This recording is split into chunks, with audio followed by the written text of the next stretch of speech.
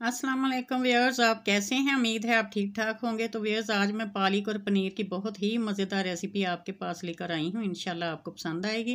इसमें मैंने पालक जो है वो 2 किलो ली है और साथ में चिकन है, 2 अदद कटी हुई दरमियाने साइज़ की प्याज हैं और मेथी ली है 1 कप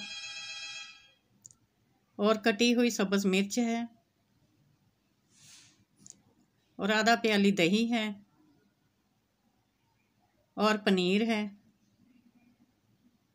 या आपकी मर्ज़ी है, ज़्यादा पसंद करते हैं तो ज़्यादा डाल लें। ये मेरा हैंडमेड ही पनीर है। और टमाटर हैं 2 अदद कटी हुई, लहसुन अदरक पेस्ट है 1 टेबल स्पून और इसमें जो है सुरख मिर्च है 1 टेबल स्पून और हल्दी 1 टीस्पून और दड़ा मिर्च वो भी 1 टीस्पून है और नमक है 1 टेबल स्पून और साथ में साबुत सफ़ेद ज़ीरा है। प्याली जो है वो आधा आधा जो है ऑयल की प्याली ले लेनी है, आधी। और इस आधी प्याली ऑयल में हमने 2 अदद टमाटर जो हैं वो फ्राई करने हैं और साथ में हमने प्याज जो है वो भी फ्राई कर लेनी है।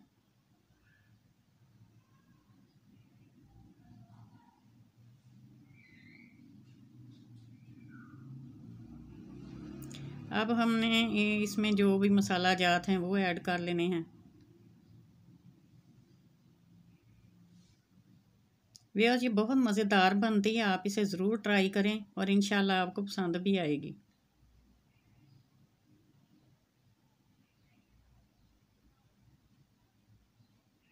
चिकन को इसमें ऐड करके थोड़ा सा फ्राई करना है, उसके बाद हमने इसमें दही डाल देनी है।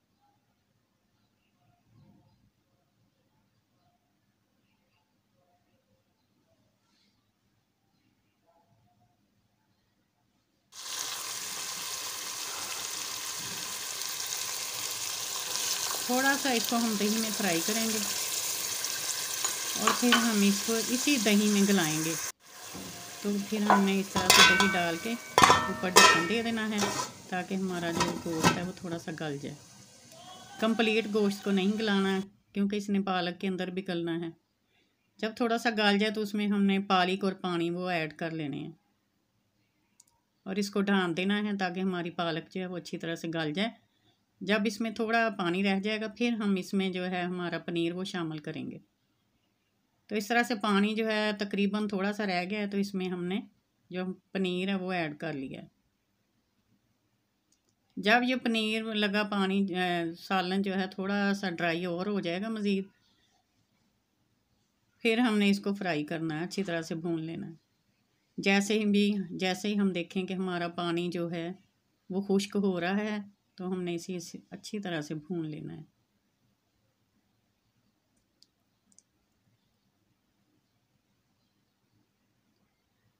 अभी मैं आपको दिखाती हूँ भूनने के बाद इसकी लुक जो है वो कैसी आई है।